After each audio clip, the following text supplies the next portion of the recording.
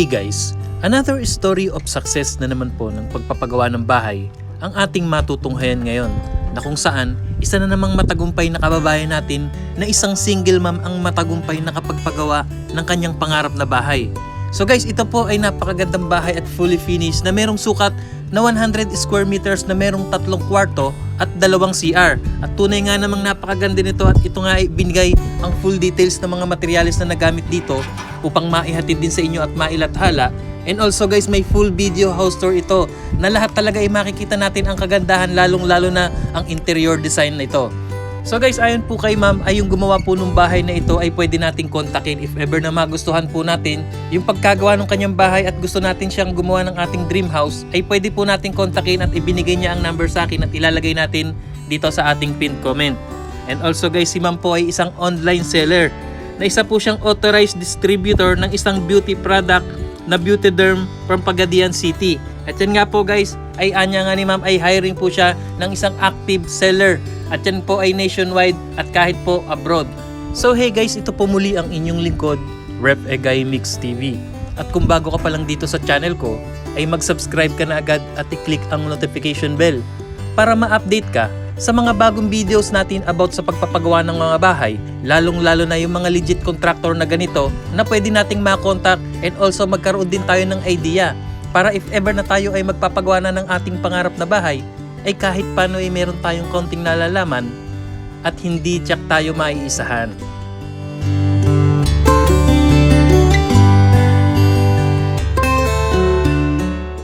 So guys, ang owner po ng bahay na ito ay si Ma'am Christine Almirez Mamaklay. At siya nga po ay isang single ma'am at merong online business na Beauty Derm authorized distributor, at siya nga po ay from Leniesa, Pagadian City, Zamboanga del Sur, Philippines. So ayon po sa binigay na details ni Ma'am Christine, na ang sukat po ng kanyang bahay ay 10.5 meters by 9.5 meters. At ito nga po ay total of 100 square meters. At kinonvert natin ito by the feet at lumalabas ito na 35 feet by 28.5 feet. Ito po ay merong 3 kwarto, kitchen and dining area, maluwang na living room, 2 toilet and bath at terrace. So guys, yung floor plan po ng bahay na ito ay maaaring mag-comment kayo pag gusto nyo, at i-message ko kayo by messenger at isi-send ko sa inyo para makita nyo ng maayos. And take note guys, inuulit ko, pwede po natin kontakin yung gumawa ng bahay na ito.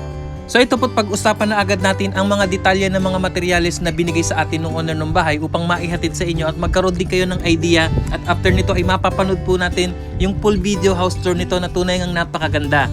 So ayun po sa binigay na details ni ma'am about po dito sa structural ng bahay sa CHB or hollow blocks, ang nagamit po nila dito ay 2,750 piraso at sa lugar po nila ay 1150 ang bawat isa. Sa semento po ay whole seam cement ang ginamit at nakaubos sila dito ng 445, at yan nga ay 195 pesos ang bawat isa. Sa mga bakal po ay gumamit sila dito ng 16mm, 12mm at 10mm.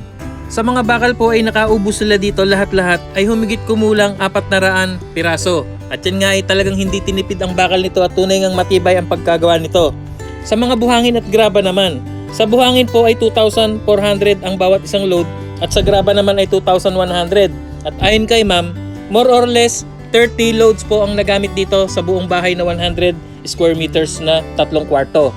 So guys, sa mga materials po na nabanggit ito ay about sa structural lamang. And then dito na nga at pag-usapan na rin agad natin yung loob ng bahay na ito, na kung saan ito nga po sa kisame ay gumamit sila ng metal faring at plywood. Sa kisame po ay lahat-lahat, total cost po na nagamit nila dito worth of materials ay 65,000 pesos. And guys, about naman po sa tiles work ng bahay na ito, na kung saan yung floor tiles, kitchen tiles at CR at lahat-lahat po ito ay nagkakahalaga ng 75,000 pesos worth of materials. And then yung mga design po na tiles sa labas ng bahay, sa terrace, sa wall tiles at yung mga brick tiles ay lahat-lahat po yan ay worth of materials na 40,000 pesos. At yan nga ayon kay ma'am ay lahat-lahat po ito sa buong bahay na nabanggit, at lahat yan nga ay worth of 125,000 pesos sa tiles work. And guys, dito naman po sa kanilang kitchen cabinet na ayon po kay ma'am, worth of materials ay gumasa siya dito ng halagang 15,000 pesos. So sa mga nabanggit pong yan guys ay worth of materials lamang. And then dito naman po tayo pag-usapan natin ang about sa kanilang windows and doors. Ayon po kay ma'am, sa mga windows po ay meron po siyang 4 na sliding windows at 2 fixed window glass. At yan nga po ay lahat-lahat nagkakahalaga ng 55,000 pesos. And then sa mga pintuan naman ay meron po siyang 4 na panel door or solid doors. At yan nga ay with hamba na. At ito po ay worth of 22,000 pesos. Lahat-lahat po, bukod pa po yung mga door sa CR niya. So guys, ayun nga po, nakita natin buong buo na yung bahay at napakaganda nga nito. At kuhang-kuha na po nila yung kanilang perspective house or yung ginagayang bahay. So guys, about naman po dito sa bubong ng bahay. Nain po kay ma'am, ito po ay gumamit sila ng steel trusses and color roof. Sa steel trusses po ay tubular at C-purlins ang ginamit. At habang ang yero naman ay color roof, long span rib type. And then 0.4 ang kapal. And then ito nga po lahat-lahat ay gumastos si ma'am ng halagang 125,000 pesos. So guys, ito po at fully finished at nakikita na nga natin yung picture na ito na tunay ngang napakaganda ng loob ng bahay nito. At makikita natin in actual video kung gaano nga ba kaluwang at kaaliwalas itong 100 square meters na merong 3 kwarto at 2 CR. So guys, about po sa pagpapintura ng bahay na ito. Of course, gagamit po tayo ng skim coat. So ayon kay ma'am, sa skim coat po ay 35 pieces po ang nagamit sa buong bahay and then 450 per sacks. At yan nga ay gumastos siya ng 15,750 pesos. At yan nga lahat-lahat, paintworks with labor na po, total cost ay naggastos siya ng 150,000 pesos. Sa buong bahay na ito na ganito ng resulta ang nakikita natin. And guys, talking about naman sa ating electrical na kung saan ito nga po ay wirings, plugs, etc. at lahat yung mga ibang accessories at ayon kay ma'am ay gumastos siya dito ng worth of 40,000 pesos dito na sa buong bahay na ito. And about po sa permit na mga tatanong, and then ayon po kay ma'am, ito po ay nag-hire siya ng isang engineer na kung saan siya rin po ang nag-design ng bahay at inayos na rin po yung permit nito at lahat-lahat package po ay gumastos siya ng halagang 25,000 pesos. So guys, ayun nga po at natunghayan natin yung mga picture and then ito na nga po at nakikita natin ng actual video na kung gaano nga ba kaaliwalas at kaganda yung mismong loob ng bahay na ito. At ito nga po siya sa natin yung full video house tour nito at pagbasdan nating mabuti. So guys, dito po sa gate at ayon mo kay ma'am, ang paggawa po ng gate na ito at kasama na po yung labor at pagpipintura ay gumastos siya dito ng 41,000 pesos. And then dito naman po sa kanilang windows, grills, and railings ng terrace ay lahat-lahat po ito ay gumastos siya ng halagang 50,000 pesos. So ito pong video house tour na ito guys ay sisasatin nating mabuti kung gaano nga ba kaaliwalas ito at after nito ay malalaman natin kung magkano nga ba ang nagastos dito sa mismong bahay and then sa pagkakabili ng lupa at ang sukat nito and then yung total cost at computation ng bahay at lupa kasama na ang bakod perimeter and then lahat ng nagastos dito. So panoorin po natin at kuhanan na rin natin ng idea ang magandang interior design ng bahay ni Ma'am Christine.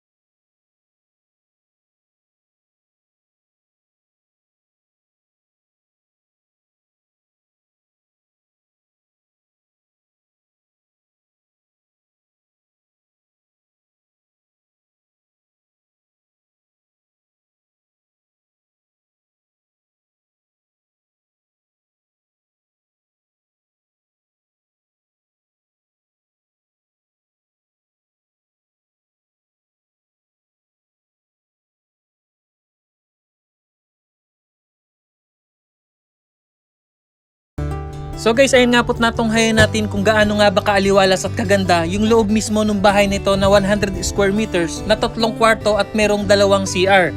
Ang tanong, magkano nga ba ang nagastos dito ni Ma'am Christine? Ayon po kay Ma'am Christine, ito pong lupa ay may sukat na 266 square meters at yan ay nabili niya sa halagang 500,000 pesos. At ito nga ay pinasimulan niyang paggawa ng bahay noong March 8, 2021 and then natapos ito at lumipat ng September 15, 2021. At ayon nga kay Ma'am, ito pong bahay na fully finished kasama na ang gate at perimeters ay gumastos siya ng halagang 1.8 million pesos. Yan po ay labor and materials na.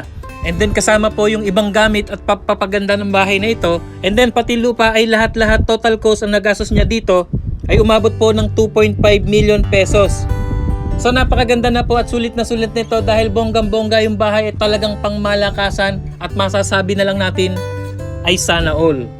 So once again, congratulations po sa iyo Ma'am Christine na tunay nga namang hindi hadlang ang pagiging single ma'am at yan nga ay bunga ng iyong pagsusumikap bilang isang online seller sa loob ng 2 taon at yan nga ay dahil sa iyong pagsusumikap, pagtsatsaga at pag-iipon na ang dating pinapangarap mo lamang na bahay noon ay naisa totoong buhay at naisa katuparan mo na ngayon. So once again, congratulations po and we are proud of you. So ikaw kapatid, kung na-inspired at na-bless at may natutunan ka sa vlog na ito, ay mag-subscribe ka na agad at i-click ang notification bell para ma-update ka sa mga bagong videos natin about sa pagpapagawa ng mga bahay para magkaroon din tayo ng idea. Lalong-lalo na sa mga ganitong napakagandang bahay at legit contractor na pwede nating kontakin. At higit sa lahat, at tayo ay pag magpapagawa na ng bahay, ay kahit paano ay meron tayong konting nalalaman at hindi tayo maiisahan dahil mas malamang ang may nalalaman sa pagpapagawa ng sariling bahay. So yun nga guys, maraming salamat pong muli sa inyong panonood. See you on my next video. Ingat po tayong lahat and God bless po sa ating lahat.